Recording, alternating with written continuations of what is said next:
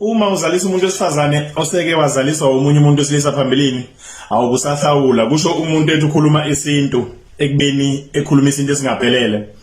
Ekhuluma nje into engekho kahle kahle ngokwesintu. Bafethu leyijulile. Uma ngabe ikhanda lakho lazi ukuthi safe moya, ngicela uyidlule le video le. Ungahlali dlula. Angimdingi umuntu ocabanga kancane, ngidinga umuntu okwazi ukucabanga ngempela, ungayilaleli ngamanxeba. Uyilalele nje uzothe, uyizwe, mhlambe khona uzokuqonda. Bafethu ngizwe kaningi la ku social media niyiveza lento yokuthi umuntu wesifazana akahlawulwa kabili. Lokho kuveza ngokusobala bafethu ukuthi anisiqondi isinto ukuthi sasithini ngoba kuyini. Kuningi nje kakhulu engakuqondi kulezi zinto zesintu. Mangibheka kwayona inkomo le ehlathwa ngaphandle le okuthiwa yesidik le abathi umbhubuzo. Aniqondi kahle kahle ukuthi le yankomo eyani. Mhlanazi ukuthi le yankomo eyani. Ilanzo understand khona ukuthi uhlawulwa kangaka umuntu wesifazana. Ake ngenze kanje nginivule nje amehlo mahala. Ngokwesintu ngendlela ababehlele ngayo abantu abadala ababehlonza isintu bathi ke umuntu wesifazane osemekeziwe noma mhlambe osesetshenzisiwe ngokocansi ngcono kubize kanjalo. Loyo muntu wesifazane loyo usuke sewumfazi. Wena omoshile noma omonile engacacile engasine indawo uyahamba uyohlawula icala, uhlawula ingane, uyohlawula icala osulenzile, uqeda uthatha umfazi wakho, kuyakuphoqa. Akwenzeki ube nentombi noma ube nekhwa okunengane yakho kulo ngokwesintu. Asikhuluma ngalokho esikuphila manje, sikhuluma ngabahlonzi baso ekuqaleni babesho kanjalo. Uma sekwenzekile wenza iphutha wamzalisa, thatha umfazi wakho, hlawula icala bese uthatha umfazi wakho noma ukuthi mhlambe inkomo beyingakahlangani usuyoyiletha kamva kwazona, thatha umfazi wakho ahlalele ngakuwe ngoba sekumfazi wakho. Futhi kwakuphoqa ukuthi wazona inkomo lezo uhlanganisa ukuthi uphuma kanjani bese uthatha umfazi wakho. Ingakho abantu abadala babekuhlonipha kangaka ukugibela phela kumuntu wesifazane bemvulise amathanga. Babezebenzele into ababeyenza nje ukuthi ukusoma. Babeyenziswa yikho lokho ukuthi bagwema ukuyifaka einkingeni ezinjengalezo. Lena akayidingi ukuthi mhlambe uze ube mdala noma uthola ulwazi lwakudala. Ifuna nje umqondo wakho kahle kahle. Ifuna nje ukuthi uvuleke. Ingakho ngithe umuntu onekhanda elisafe moya akadlule kule video ayishiye. Asiqhubeke nenkulumo yethu. Into ke ithi uma kwenzeka wena uyithola usumithisa umuntu kanti umfice seke wamithiswa.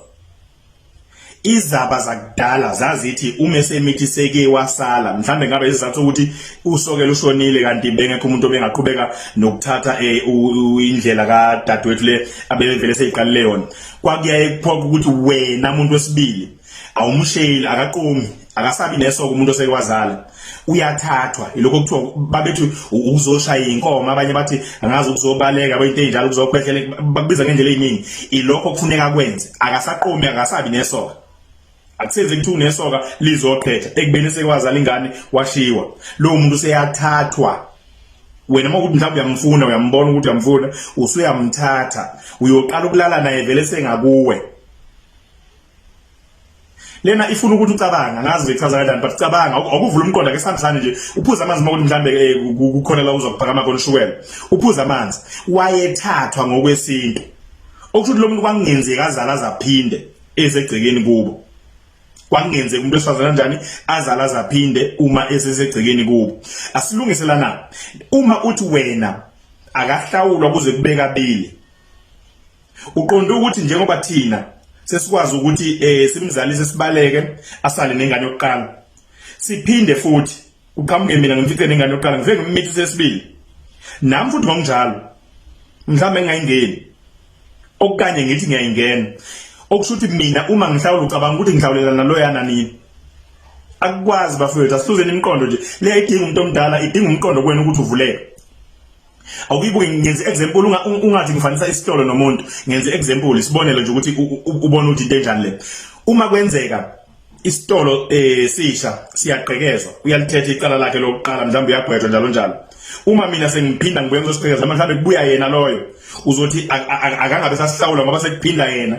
Ayikho leyo nto leyo.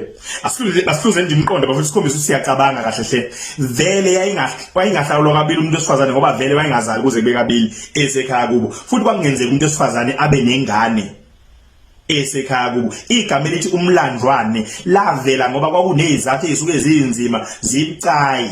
mabechaza abantu abadala ukuthi mhlambe uthola ukuthi lo muntu kwasho noyise kwangabika indlela yokuthi kuqhubekeke ngale kubo bangangena indaba njalo njalo yabo bese igcina leyo ngane leyo isiba umlando wala ekhaya uyise wona nakhona wayivele seyinja esimoshe la ekhaya yadla amaqanda la ekhaya so kuveli kahle kahle kwakuyinto eyayingesinto eright isigameko sokuthi kuze kuvele umuntu okuthiwa umlandwane so wena mawucabanga ukuthi intombazane esizale yaze yaphinda kabili wena mawuyimithisa kusafanele uyihlawule unamanga and homework yakhe ngunika yona wena umuntu ochaza kanjalo bathekeni bonke labantu abakhuluma la ku social media beqamba amanga bethi ke umuntu osazana sekwazaliswa kahlawula bathekeni kule video le bese bengiphendulela umbuzo wodwa le nkomo ehlathwa ngaphandle le yesigig leyo mbhubuzo le dephunwayo nje idliwe nje inombani iphelele khona lapha yani uyabona mhla wakwazi ukuthi leyo nkomo leyo ikhishelwane niyeke lamangeni wakhulumayo nithi angazi inkomo yamanyala njani lalela awazi izizathu ukuthi leyo nkomo kahle kahle ngeyani ikhishelwa le yankomo edliwa lapha ngaphandle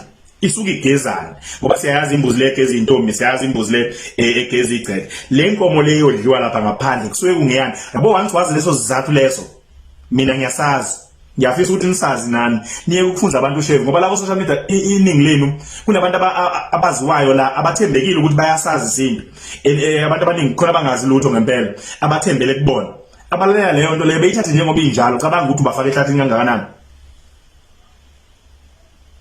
uma wazi ukuthi kusuke kuzohlawulwa ini ekuqaleni uzokwazi ukuthi kusuke kufanele yini uqhubeke uhlawule noma cha inkinga ndanazi ukuthi kusuke kuhlawulwa ini ngoba le nkomo yombhubuza aniyazi ukuthi kusuke kungeyani ikhishelwane le yankomo leya balandeni bonke ngifuna bezophendula la mawuzizwa futhi ukuthi awukho fit enough for inkulumo noma ikhanda lakho sefe umoya iyeke yedlula #ngidlala ngeqiniso mina anginesa ama feelings